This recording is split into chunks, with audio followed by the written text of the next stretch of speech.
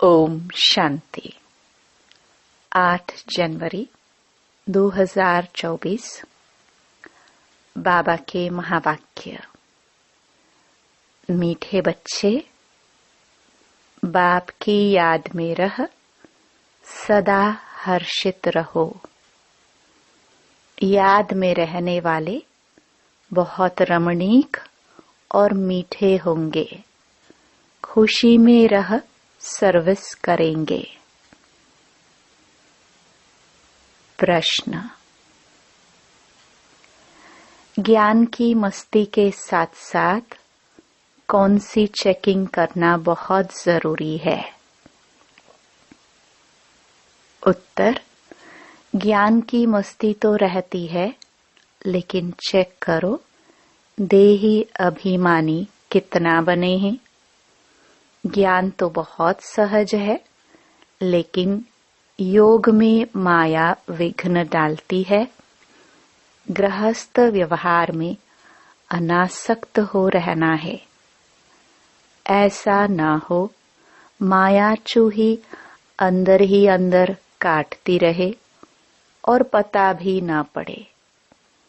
अपनी नब्ज आपे ही देखते रहो कि बाबा के साथ हमारा हड्डी प्यार है। कितना समय हम याद में रहते हैं।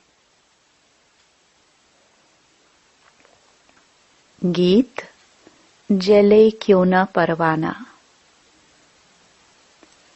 ओम शांति। मीठे मीठे बच्चों ने गीत की लाइन सुनी।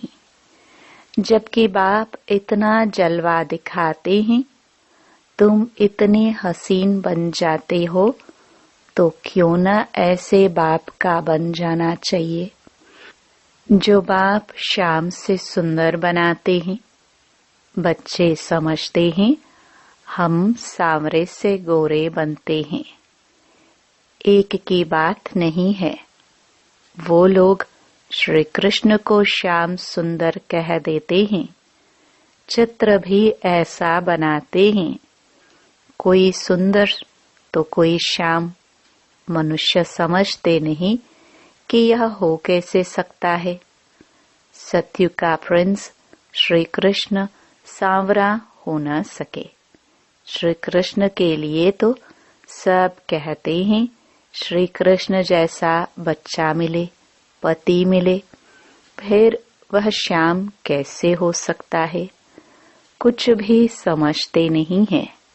श्री कृष्ण को सांवरा श्याम क्यों बनाया है? कारण चाहिए। यह जो दिखाते हैं सर्प पर डांस किया, ऐसी बात तो हो न सके। शास्त्रों में ऐसी ऐसी बातें सुनकर कह देते हैं। वास्तव में ऐसी कोई बातें हैं नहीं। जैसे चित्रों में दिखाते हैं शेषनाग की शैया पर नारायण बैठा है, ऐसी कोई सर्प की शैया आदि होती नहीं। इतने सैकड़ों मुख होते हैं क्या? कैसे कैसे चित्र बैठ बनाए हैं। बाप समझाते हैं इनमें कुछ भी रखा नहीं है। यह सब भक्ति मार्ग के चित्र हैं, परंतु यह भी ड्रामा में नूंद है। शुरू से लेकर इस समय तक जो नाटक शूट हुआ है, उनको फिर रिपीट करना है। यह सिर्फ समझाया जाता है कि भक्ति में क्या क्या करते हैं, कितना खर्च करते हैं, कैसे कैसे चित्र आदि बनाते हैं। आगे जब यह सब देखते थे तो इतना वंडर नहीं खाते थे। अब जब बाप ने समझाया है तो बुद्धि में आता है बरोबर यह सब भक्ति मार्ग की बातें हैं। भक्ति में जो कुछ होता है वह फिर भी जरूर होगा, सिवाय तुम्हारे और कोई भी यह समझ ना सके। यह तो जानते हो ड्रामा में जो पहले से नूंद है वही होता रहता है। अनेक धर्मों का विनाश, एक धर्म की स्थापना होती है। इसमें बड़ा कल्याण है। अभी तुम यह प्रार्थना आदि कुछ नहीं करते हो। वह सब करते हैं भगवान से फल लेने के लिए। फल है जीवन मुक्ति। तो यह सब समझाया जाता है। यहाँ है प्रजा का प्रजा पर राज्य। गीता में है भारतवासी कौरव पांडव क्या करत भय। बरोबर यादवों ने मुसल निकाले, अपने कुल का विनाश किया। यह सब आपस में दुश्मन हैं। तुम न्यूज़ आदि सुनते नहीं हो। जो सुनते हैं वह अच्छी तरह से समझ सकते हैं। दिन प्रतिदिन अंदर खिटपिट बहुत है तो सब क्रिश्चियन, परंतु अंदर खिटपिट बहुत है। घर बैठे ही एक दो को उड़ा देंगे। तुम राजयोग सीख रहे हो तो राजाई करने के लिए पुरानी दुनिया की सफाई जरूर चाहिए। फिर नई दुनिया में सब कुछ नया होगा। 5 तत्व भी वहाँ सतो प्रधान होंगे। समुद्र की ताकत नहीं जो उछलकर नुकसान कर दे। अभी तो 5 तत्व कितना नुकसान करते हैं। वहाँ सारी प्रकृति दासी हो जाएगी। इसलिए दुख की कोई बात नहीं। यह भी बना बनाया ड्रामा का खेल है। स्वर्ग कहाँ जाता है? सत्युग को। क्रिश्चियन लोग भी कहते हैं पहले पहले हेवन था। भारत अविनाशी खंड है। सिर्फ उन्हों को पता नहीं कि हमको लिबरेट करने वाला बाप भारत में आते हैं। शिव जयंती भी मनाते हैं तो भी समझ नहीं सकते हैं। अभी तुम समझाते हो कि भारत में शिव जयंती मनाई जाती है। जरूर शिव बाबा ने भारत में आकर हेवन बनाया है। अब फिर बना रहे हैं। जो प्रजा बनने वाले होंगे उन्हों की बुद्धि में कुछ भी बैठेगा नहीं। जो राजधानी वाले होंगे वह समझेंगे बरोबर हम शिव बाबा के बच्चे हैं। प्रजापिता ब्रह्मा भी है। लिबरेटर ज्ञान का सागर खुद बाबा है। ब्रह्मा को नहीं कहेंगे। ब्रह्मा भी उनसे लिबरेट होता है। लिबरेट सबको एक बाप ही करते हैं, क्योंकि सब तमो प्रधान हैं। ऐसे अंदर में विचार सागर मंथन चलना चाहिए। हम ऐसी मुरली चलाए जो मनुष्य झट समझ जाए। बच्चे नंबरवार तो होते हैं ही। यह है नॉलेज। इनकी रोज स्टडी करनी चाहिए।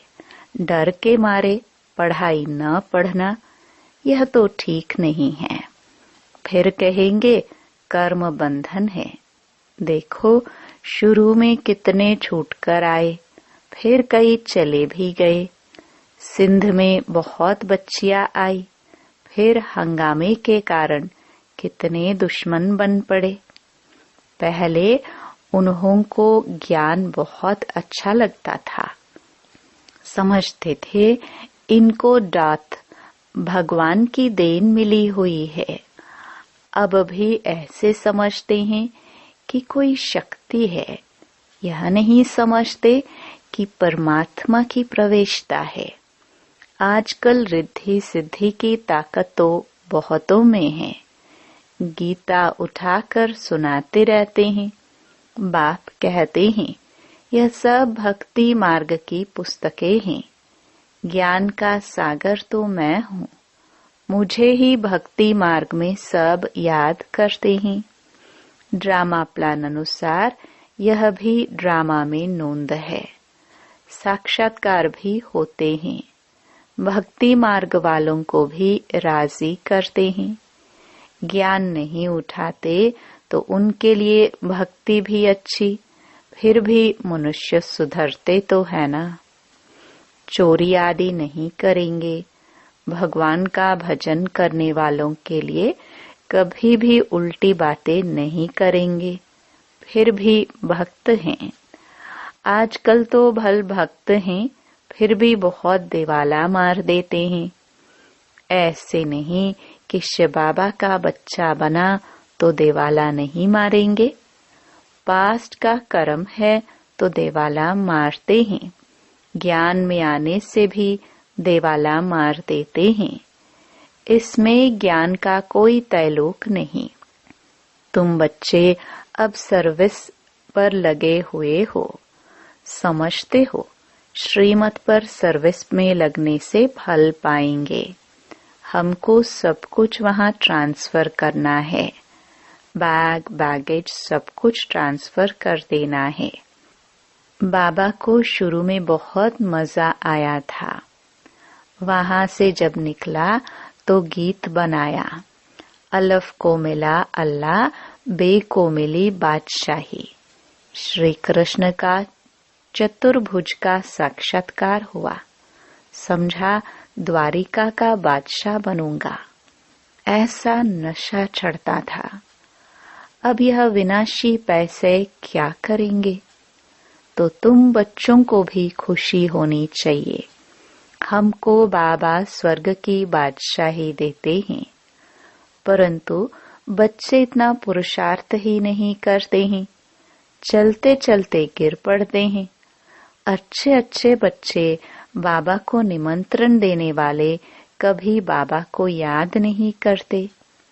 बाबा के पास पत्र आना चाहिए कि बाबा हम बहुत खुश हैं, आपकी याद में मस्त रहते हैं। बहुत हैं जो कभी याद नहीं करते। याद की यात्रा से ही खुशी जोर से छड़ेगी। ज्ञान में भल कितना भी मस्त रहते हैं, परंतु देह अभिमान कितना है। देही अभिमानी पना कहाँ है। ज्ञान तो बड़ा इजी है, योग में ही माया विघ्न डालती है। गृहस्थ व्यवहार में भी अनासक्त हो रहना है। ऐसा न हो जो माया अंगुरी लगा दे। माया काटती ऐसे है जैसे चूहा। चूहा ऐसे काटता है जो भल खून निकल आए पर पता न पड़े। बच्चों को पता नहीं पड़ता कि देह अभिमान आने से कितना नुकसान होता है। ऊंच पद पा नहीं सकेंगे। बाप से पूरा वर्षा लेना चाहिए। मम्मा बाबा मुआफिक, हम भी तख्त नशीन बने। बाप है दिल लेने वाला। दिलवाड़ा मंदिर में भी पूरा यादगार है। अंदर हाथियों पर महारथी बैठे हैं। तुम्हारे में भी महारथी घोड़े सवार प्यादे हैं। हर एक को अपनी अपनी नब्ज देखनी है। बाबा क्यों देखे, तुम अपने को देखो। हम बाबा को याद करते हैं और बाबा मिसल सर्विस करते हैं। हमारा बाबा के साथ योग है। रात को जागकर बाबा को याद करते हैं। हम बहुतों की सर्विस करते हैं।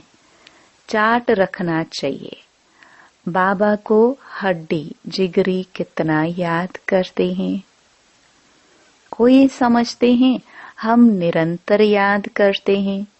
यह नहीं हो सकता।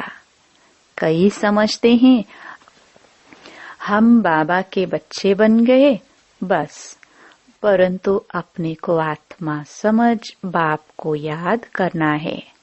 बाप की याद बिगर कुछ काम किया गोया बाप को याद नहीं करते। बाप की याद में सदैव हर्षित रहना चाहिए। याद में रहने वाला सदैव रमणीक रहेगा, हर्षित मुख रहेगा। किसको बहुत खुशी से और रमणीकता से समझाएंगे। बहुत थोड़े हैं जिनको सर्विस का बहुत शौक है। चित्रों पर समझाना बहुत सहज है। यह है ऊंचे ते ऊंचा भगवान, फिर उनकी रचना हम आत्माएं भाई भाई हैं। ब्रदरहुड है, उन्होंने फादरहुड कह दिया है। पहले शिव बाबा के चित्र पर समझाना है कि यह है सब आत्माओं का बाप, परमपिता परमात्मा निराकार। हम आत्मा भी निराकार है, भ्रकटी के बीच में रहती हैं। शिव बाबा भी स्टार है, परंतु स्टार की पूजा कैसे हो, इसलिए बड़ा बनाते हैं। बाकी आत्मा कभी 84 लाख जन्म नहीं लेती है। बाप समझाते हैं, आत्मा पहले अशरीरी आती है, फिर शरीर धारण कर पाठ बजाती है। सतो प्रधान आत्मा पुनर्जन्म लेते लेते आयरन एज में आ जाती है। बाद में आने वाले तो 84 जन्म नहीं लेंगे। सब तो 84 जन्म ले नहीं सकते। आत्मा ही एक शरीर छोड़ दूसरा लेती है। नाम रूप देश काल सब बदल जाता है। ऐसे भाषण करना चाहिए। कहते हैं सेल्फ रियलाइजेशन, परंतु कराए कौन? आत्मा सो परमात्मा कहना, यह कोई सेल्फ रियलाइजेशन हुआ क्या? यह नई नॉलेज है। बाप जो ज्ञान का सागर है, पतित पावन है, सर्व के सद्गति दाता है, वही बैठ समझाते हैं। फिर उनकी खूब महिमा करो, उनकी महिमा सुनो। आत्मा का परिचय बताया, अब परमात्मा का भी बताते हैं। उनको कहा जाता है सभी आत्माओं का बाप, वह छोटा बड़ा हो ना सके। परमपिता परमात्मा माना सुप्रीम सोल, सोल माना आत्मा। परमात्मा तो परे ते परे रहने वाला है, वह पुनर्जन्म में नहीं आते हैं, इसलिए उनको परमपिता कहा जाता है। इतनी छोटी आत्मा में पाठ भरा हुआ है। पतित पावन भी उनको ही कहते हैं। उनका नाम हमेशा शिव बाबा है, रुद्र बाबा नहीं। भक्ति मार्ग में अनेक नाम रखे हैं, उनको सभी याद करते हैं कि पतित पावन आकर पावन बनाओ, तो जरूर आना पड़े। वह आते तब हैं जब एक धर्म की स्थापना करनी होती है। आदि सनातन देवी देवता धर्म। अभी है कलयुग, ढेर मनुष्य है। सतयुग में बहुत थोड़े मनुष्य हैं। गाया भी हुआ है, ब्रह्मा द्वारा स्थापना, शंकर द्वारा विनाश। गीता द्वारा ही आदि सनातन धर्म की स्थापना हुई थी।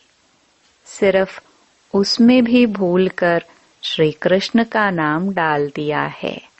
बाबा कहते हैं वह तो पुनर्जन्म में आने वाला है, मैं तो पुनर्जन्म रहित हूँ।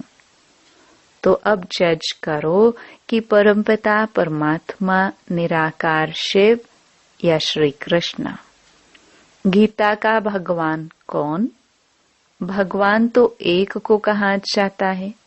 फिर अगर इन बातों को कोई मानता नहीं है तो समझना चाहिए या अपने धर्म का नहीं है। सतयुग में आने वाला झट मानेगा और पुरुषार्थ करने लग पड़ेगा।